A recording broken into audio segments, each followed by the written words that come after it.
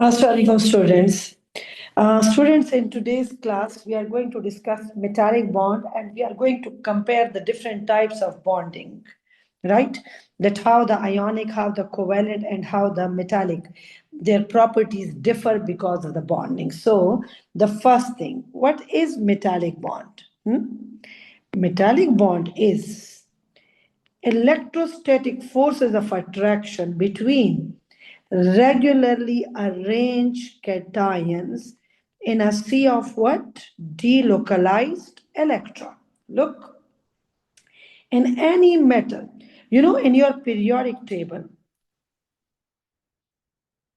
all these are metals. If these are metals, they have metallic bond. Their cations are regularly arranged and they are in sea of delocalized electron. Right? So, electrostatic forces of attraction between cation and C of D localized electron. Now, the cations are regularly arranged, right? So, can we draw the metallic lattice like this? Yes, of course, it is like this. Like if I tell you that this is kind of one side, like it's one side. Like it's actually one, like you can say this from the top or you can say this is from the side. So what is your, like what is the main point? These cations are regularly arranged in a sea of what? Delocalized electron. So what is this thing called? Metallic lattice. Giant metallic lattice. This giant metallic lattice contain regularly arranged cation in a sea of delocalized electron. Right? Now, properties of metals. You know, most of the metals are hard, not all metal. When you say most metals, this means you are saying that not all the metals. You know, most metals are hard, high melting, high densities. So when you say most metals, means not all metals. What is the meaning of this? This shows that there are some metals which are soft, low melting and low density. And you know the exception to these is group 1. The group 1 metals are soft. They have low melting and boiling point, they have low densities. Why? Group 1 metals have weak metallic bond. Group 1 metals, like this is your whole periodic table. The group 1 metals have weak metallic bond. The rest of the metals have hard metallic bond. Due to weak metallic bond, they melt at low temperature, they have low densities, less compact arrangement, more compact arrangement. But all metals, look, hardness, high melting, high densities. It's not for all metals, for most metals. Some are soft. But all metals are ductile and malleable, and all metals conduct electricity. Why? Because they have sea of delocalized electron. Now, look, suppose if I take the example of group 2. Huh? Group 2. In group 2, beryllium has only 2 shells. See, this is beryllium.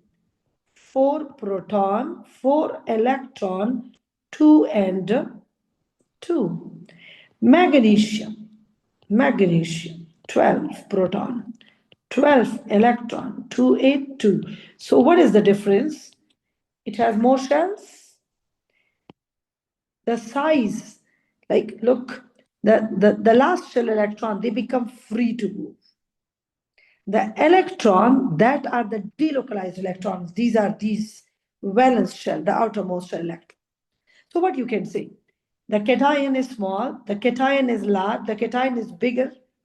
So down the group, size of cation increase. Is there any change in the delocalized electron? No. Why? In group 2, all the elements have 2 electrons in the last shell.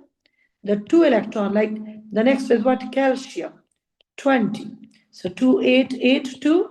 So the last electrons are 2. The delocalized electrons are same, but the size of the cation increase When the cation increase, so what is your conclusion? The electrostatic forces of attraction between cation and the delocalized electron decrease. Why? They weaken. Why they weaken? Because the cation, the nucleus attract the outermost. So when the size of cation is bigger, the electrostatic force of attraction between cation and the delocalized electron is what? Less. So when there is a weak metallic bond, the melting and boiling point would decrease. Size of cation increase, metallic bond weaken, melting point decrease. Why? Because less energy is needed to overcome the electrostatic force of attraction between cations and C of D localized electron. Like, in all metals, which electrons become delocalized? The electron in outermost shell. In outermost shell, they become delocalized. Now, in all group 2, the delocalized electrons are same. The size of cation is getting large, the metallic bond is weakened across a period. In sodium, it's 281. Magnesium 282, aluminium 283. So one become free, the delocalized electrons are less, 2 electron become free per atom, 3 electron become free per atom. So where the delocalized electrons are more? In this one, the charge of the cation is also more. Across a period, we know number of shells are 3, 3 and 3. Across a period, number of shells remain same. The shielding electrons are same. The electrostatic forces get stronger. The size of the cation decrease. The charge of the cation increase. Look, size of cation decrease. They're becoming smaller with high charge, more delocalized electron, strong metallic bond. The melting point would increase. I hope you understand metallic bond. I'm making it clear. Wait a minute. So, down the group, the metallic bond weaken. Why? Because the size of the cation increase across a period. Metallic bond gets strong because charge of cation, size of cation, charge of cation increase, size of cation decrease. Electrons are also more. The metallic bond is getting stronger. Now we are moving toward comparison. At room temperature, look at room temperature. All ionic compounds are hard crystalline solid with high melting point. All ionic compounds are hard crystals. All giant molecules have high melting point. Ionic, high melting. Giant molecule, high melting. Metals, high melting except group 1. And simple molecules, they could be solid, liquid, gas. Look again, ionic compound, solid, high melting, solid, high melting, solid, high melting except group 1, and simple molecule. Why simple molecule have low melting point? Due to weak intermolecular forces. So if you look at these 4 points, these are the things with low melting and these are the things with low melting. So two conclusion. Number 1, any substance which is liquid or gas at room temperature, solid, solid, solid, liquid or gas, only simple molecule. 2, conclusion. Anything that is liquid or gas, like look, PbCl4 is liquid, although it is made up of metal and non-metal. This is a metal and non-metal, and we have studied that metal and non-metal are mostly ionic. But if it is ionic, how it could be liquid? Ionic cannot be liquid. This shows that the electronegativity difference is less than 1.7. If electronegativity difference is more than 1.7, ionic. If electronegativity difference is less than 1.7, covalent, right? So the only explanation that why it is covalent, the electronegativity difference is less than 1.7. And anything liquid or gas at room temperature, it is simple molecule. And why it is liquid or gas? What could be the possible reason? Intermolecular forces. Its bonding is covalent in intermolecular forces, and the structure is what? Simple molecular. Now, second conclusion, solid with low melting point. Solid with low melting point could be group 1 and could be simple molecule. Yes. Group 1, weak metallic bond, conduct electricity. Huh? They are simple molecule, low melting point due to weak intermolecular forces. Like if it is a solid, it has low melting point. Either it is group 1 or simple molecule. The group 1 have weak metallic bond, the simple molecule have weak intermolecular forces. How can you differentiate between a simple molecule and a metal? A metal conducts electricity, but a simple molecule cannot conduct electricity. Clear? Huh? Like all ionic compounds are hard. All giant molecules are hard with high melting. Metals are high melting, except group 1 and simple molecule with low melting point. Next, any substance, liquid or gas at room temperature is simple molecule having weak intermolecular forces. Next, solids. We have ionic solids. Ionic solids are made up of cation and anion, high melting and high boiling point. Metallic solid, they are made up of cations and CF delocalized electrons. The bonding is metallic, the structure is giant metallic lattice. They are all hard and high melting except group 1, weak metallic bond. Then, giant molecule, diamond, graphite are element, but this is a compound. Huh? They have network of strong covalent bond, high melting point. Then, ionic solid, metallic solid, giant ionic lattice, giant metallic lattice, giant molecular lattice, simple molecular lattice. Bonding is covalent plus inter, covalent plus inter, covalent plus intermolecular force. The structure is called what? Simple molecular lattice. Lattice, lattice. It is simple molecular lattice. Look, the molecules are regularly arranged. Molecule regularly arranged and are held by what? ID, by PD, ID. They depend on the type of the particular intermolecular forces. Water. The water molecules are regularly arranged in a simple molecular lattice. The molecules are held by hydrogen bond. Inside the molecule, there is covalent bond. So, how many type of lattice you can see? Ionic lattice, metallic lattice, giant molecular lattice, simple molecular lattice. Like this, look.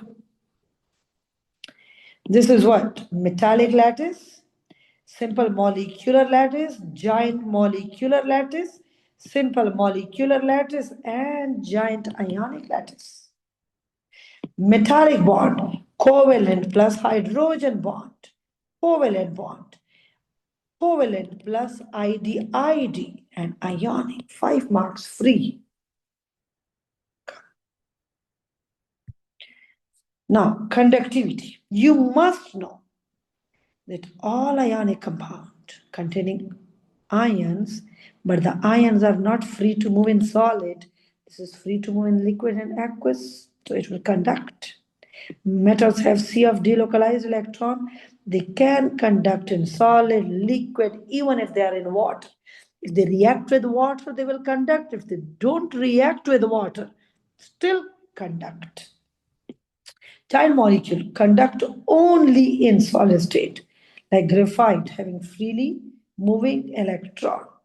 Simple molecules, they don't conduct in pure state. But all acids covalent, but in water they become what? Ions. Hmm? Ions. Now, ammonia is covalent, it will not conduct. But if ammonia is in water, it become what? Ammonium hydroxide ions. All acids, when they are pure, they do not conduct. But when they are in water, they conduct.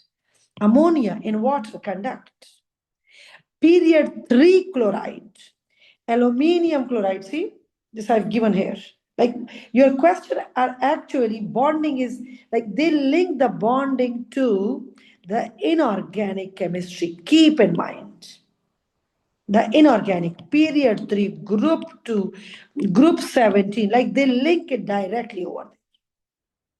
Now if you look at period 3, these are metals, metallic bond, giant metallic lattice, giant molecular. They are all simple molecular. So they have what? Covalent plus ideality. The phosphorus is what? P4. The sulfur is what? S8. Cl2. They all have ideality. Now, if you look at their oxide, ionic, ionic, ionic.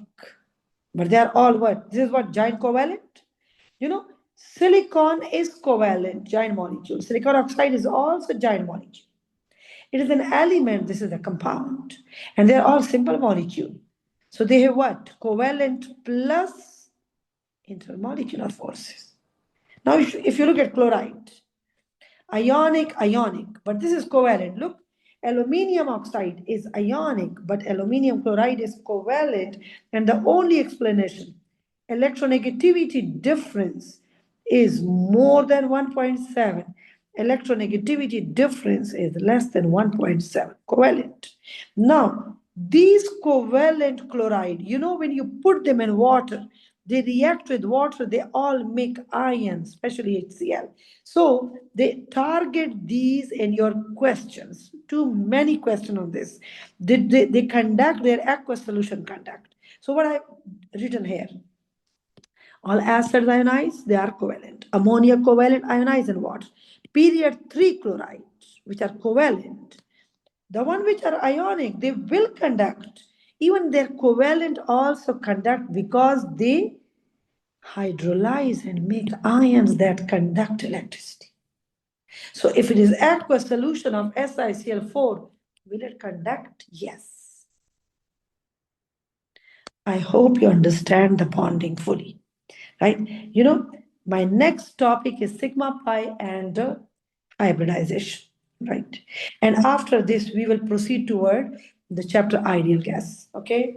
So see you in the next lecture. Allah Hafiz.